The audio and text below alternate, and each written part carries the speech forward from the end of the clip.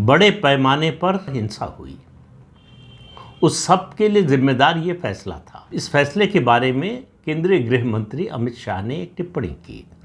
वो 22 अगस्त को केरल में थे। मलयालम मनोरमा का जो चैनल है, मनोरमा चैनल, उसके कार्यक्रम में गए थे।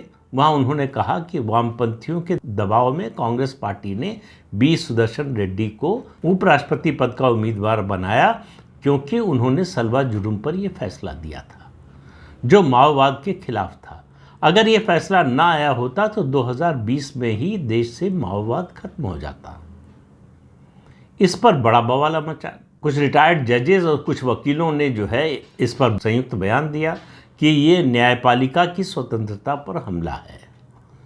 आप किसी न्यायाधीश के फैसले पर सवाल नहीं उठा सकते। इससे आप न्यायपालिका के अधिकार को कम करते हैं, जनतंत्र पर हमला करते हैं। इसके जवाब में 56 पूर्व न्यायाधीशों ने एक पत्र लिखा।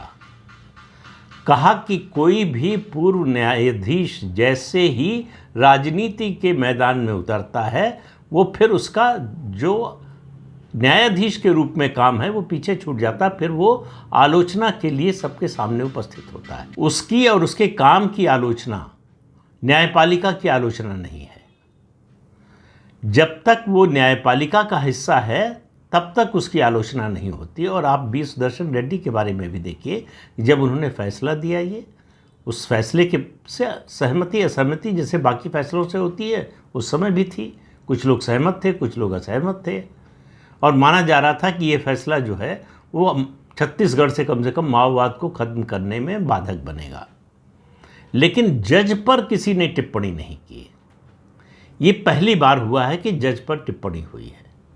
क्यों टिप्पणी हुई है, इसका जवाब भी उन 56 पूर्व न्यायाधीशों ने अपने पत्र में दिया।